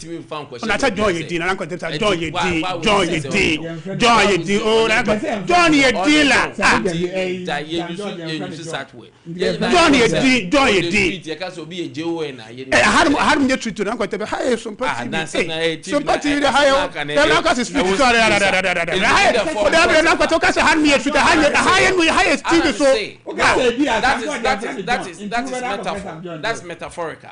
But unim the American. One time home. The minimum say I had me. I will be friend. No, I said John or Tiwana. Will you be happy? Some of from Fakale. Not the let us not do this. No, retract that word. Okay, the person came and said Sam George knew who nias when you to me. I was saying now we and saying. And I'm going to make sign John. Sam George, your friend Sam George, Sam Jata. So I saw a lion now. Now say with me kwapumpo so crack home for so no. Now the point I'm making is say sir LGBT wasem Sam George ni to me so. It mean can asem. The entire make come and pani John Mahama asem ne say on na to me na e won nsem because CCA on man pani John Mahama na ahye Ghana for boy ya to abade amano. Sam George ne constituency na to abade amano. It me to for you commit me ko hold responsible. But on man pani John Mahama de Ghana for na to abama na di Ghana to me ahye nsa. Now, sa bill we se o person o tu ho na mo a sania enano first year in NDC 2025 omo pass 27 bills under certificate of agency. Certificate of agency no ye ade a ehia aban power person wo ye intentment ho asem hia no pa na eno mako 27 Ghana for na atiefo amampani John Mahama ade a ehia no a enunti or the call certificate of agency our parliament say when the ho asem hia me no ebinie de dikan Okada bill road traffic amendment bill 2025 I ba legalize Okada for commercial purpose amampani say no ho hia no esri LGBT eke ho asem nti no de one fa nko as certificate of agency ni esa ka ho amampani ho hia no pa bi o say any priority here D levy o kai say D levy and ado be 10 and o mo pass o parliament and that certificate of agency that no mo de call parliament no sada na no mo reading first reading second reading equal committee dem report by ejina so pass no sada na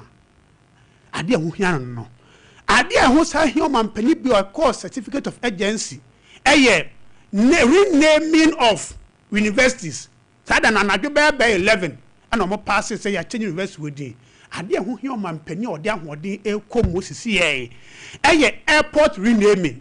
You know how it happened in parliament within 2 and 3 hours na Kotoka airport renaming and ho hia amampani Ade hu ye omampani sisi ya bio giving away the natural resources of this country to Nunua. Okay, say na no tender committee 11 days.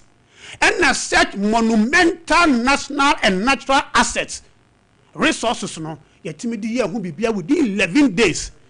Na omampani if LGBTQ a priority ya ho asem hia no a Kwame Nkwantabisa NDC has 189 members of parliament. Say omampani person or pass LGBTQ bill obama na attorney general at the dakrope one day. I drafted the bill. San say na no be na ye pass no na ene attorney general no kasa committee no legal and committee ne say select committee on legal and constitutional and legal committee no ka ho into tab bill no in fact o hwa e be 11 pages per draft no something small sa bill no nti say Dominica you know ya attorney general and no man penny if they are minded say and once here na and Kobaka instructed attorney general say within 2 days draft the bill na yan fan call as government sponsored bill ya de kwa say MPC na kaso mo ascent or more engine to mumpua we have 189 members of parliament or munkobet majatum but the president is telling the whole country say and the priority now omampani or the final authority no say and the priority ya now se me kasa me George asem intino nada and NDC omampani do mahama e da Ghana for e be pay to me the LGBTQ has never been a priority of the NDC no onya de omo hu hia omo leverage on for political purposes na eno e na ebuaka omusimu that's it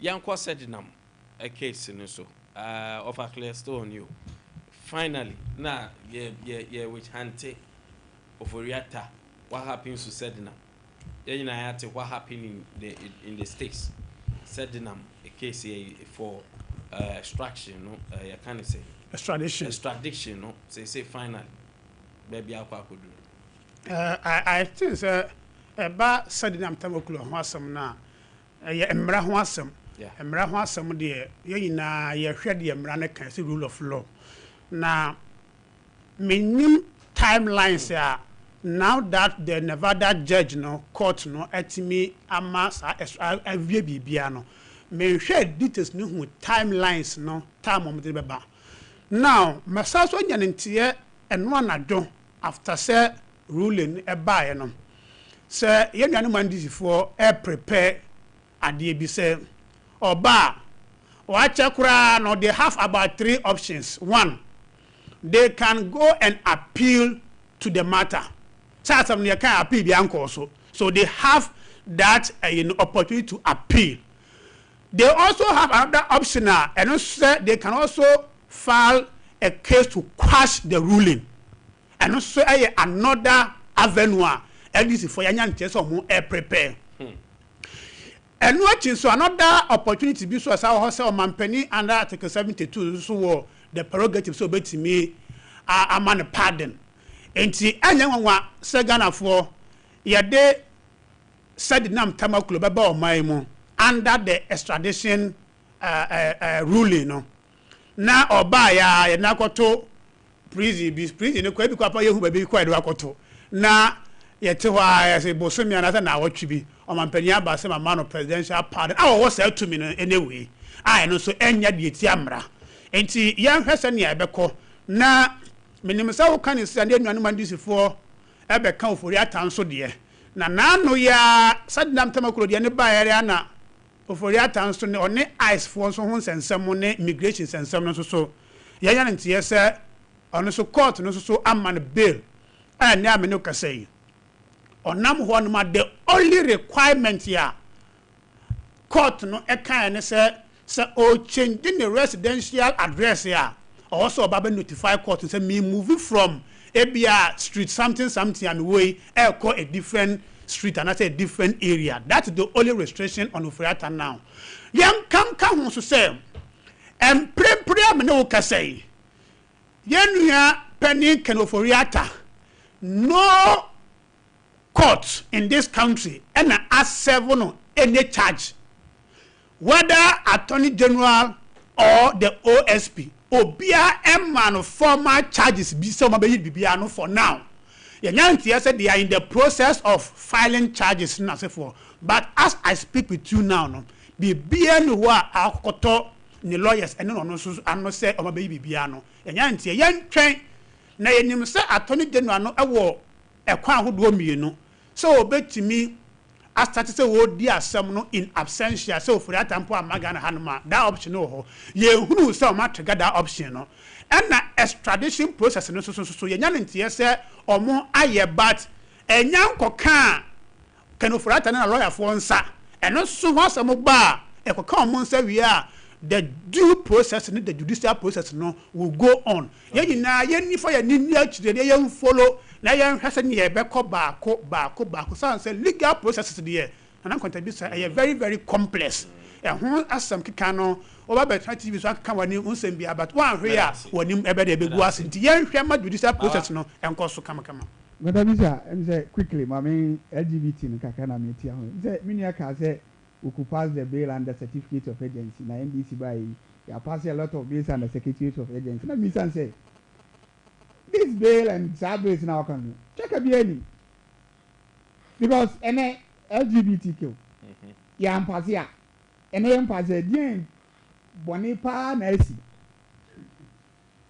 BBS I say we need it agency ana debi but sa university say ebe sesa omo nyama bebre because say university bia one no letter head nyama ode be adwuma nyina be sesa and I did we are okay yeah by 5 hours full na mujai so we need something to save that situation ya mba abonten be ka say no to setting enwoma enya nyina say ntimi na ma no so num ntimi tra ma no so we need that agent say solve that situation ntimi bibia na say na me bo MPBI say certificate of agency through their minority leader, I think Michael say, "Omum pene." Say you be use certificate of agency again in Parliament. They say, "Yeah, be on Omoka." Mo say you use, and that's the everyone pene. Oh, what say? We are leading it. What is so? Say I'm passing now. They are not person can say more abuse system. And I mean, so we don't want to abuse the system. So we want to follow the due process because we won't be Change university. There's no agency. Yansen University now said your kind in your own SDN necessary. Maybe, and I make sure say yes, said you know definitely there are some issues. Maybe our letter and in money na better. Now say Yansen say oh you should letter head that na. Yes, so but say any no kwa say okay deal with yourself. Deal with me ba me say you know the situation I better you. We need something to save that situation. Nyanke anyanke na bia be say ko do so me bi. But do so kwa do so say wo. Do so when. Hey, now what you come on a minute. What you come on? I started with the 8 minutes left now. Just to do that bare fight. Now. It's an American, and I'll be any piano you. But the NDC for a fighting. Say the certain number.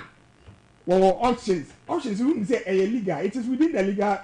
Oh, the man can say the legal. And I don't say certain number of he say, or the quiet pillar. NDC on one.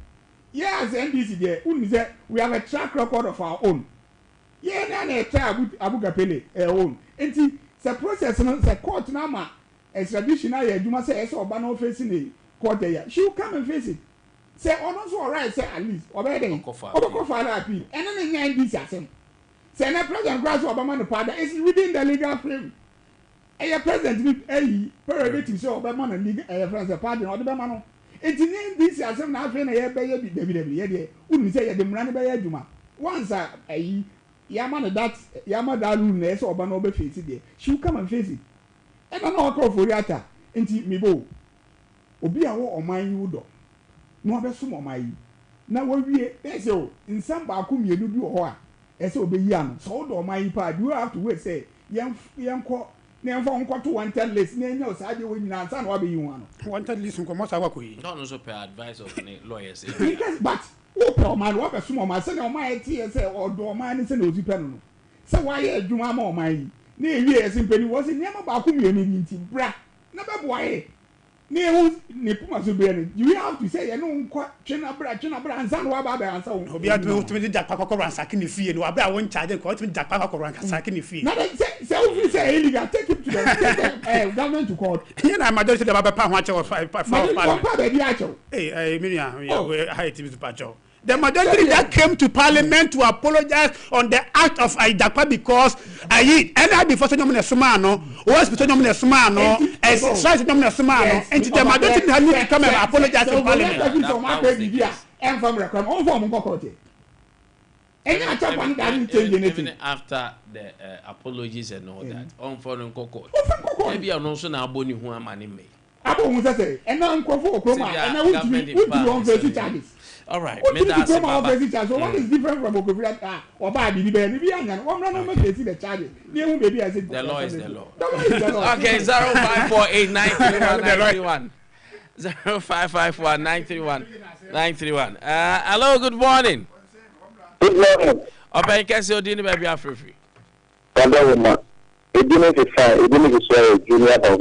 Good. Junior me.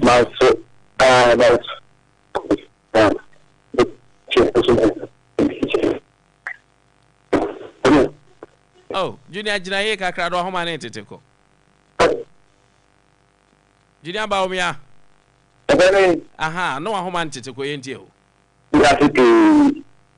Ene na menche dike men income and na na menche na chos. Da ni ki kana ya na fu kumba ya no. Na ko ta sha pa na position a wo fu kumba. So we can the team that is everything. So it's your mind, not for anything for LGBTQ. Campaign. Now, for a fair credit, you are Kushia. I could tell them that they say about at that time.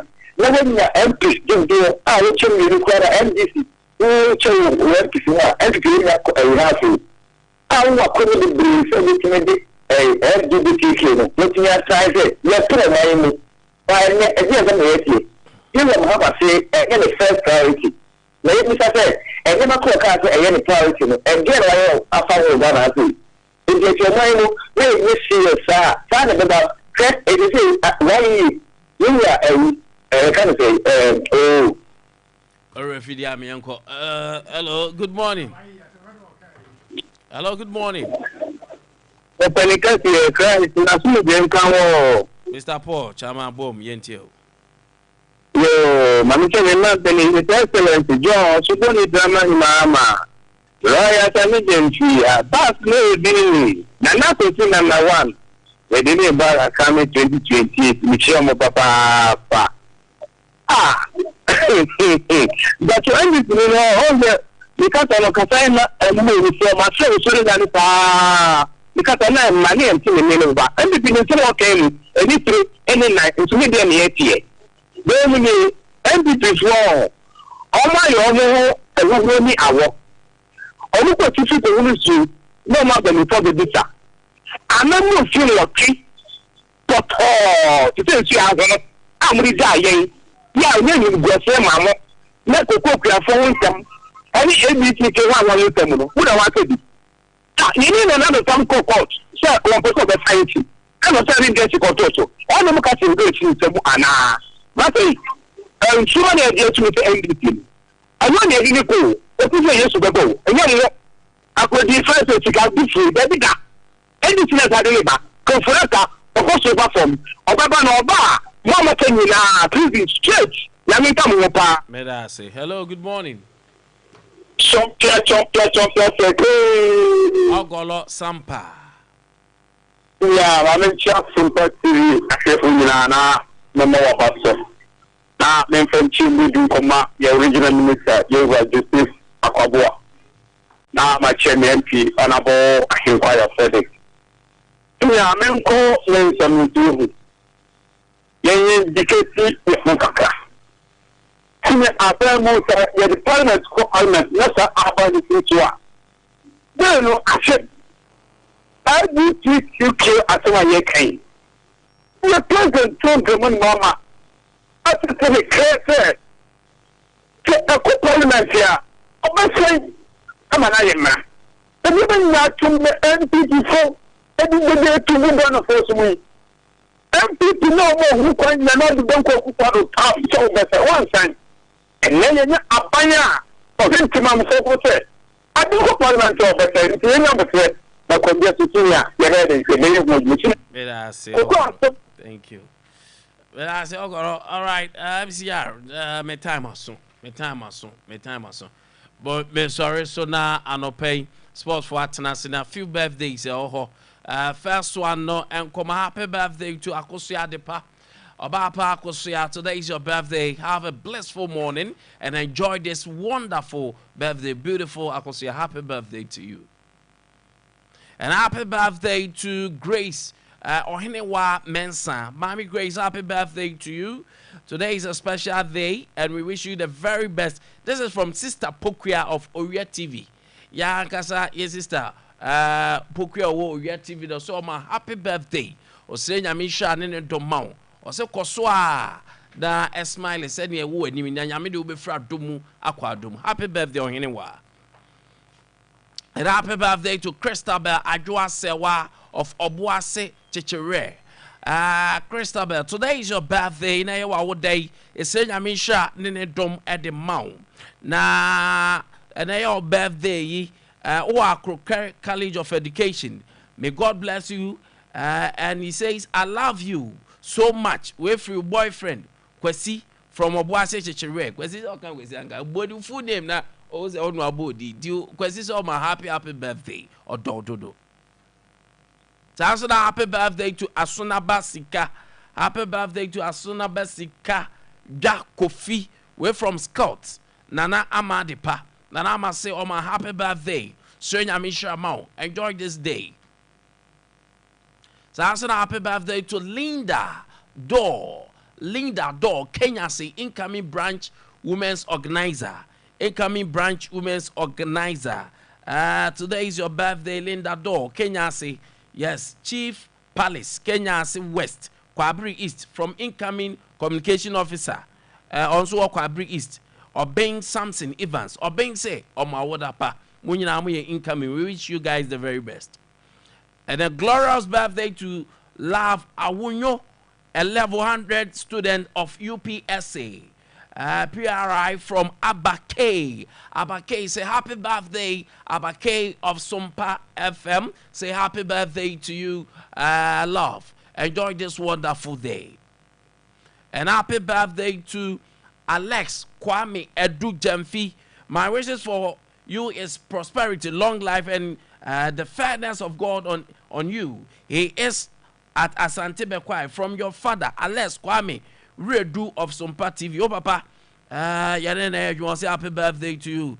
Enjoy this wonderful day. And the last one, come happy birthday to Domete Felicia. We see Felicia Domete. We see it's your birthday. I'm saying you know so much dog. Nene saying Yamisha and Mount. Saying Yame and can't come out. Or do master crobble. Never say any war. Say happy birthday, Auntie Felicia. Enjoy this wonderful day. On that note, we call it a day. Sports for that ready. Work need him no. Power dear no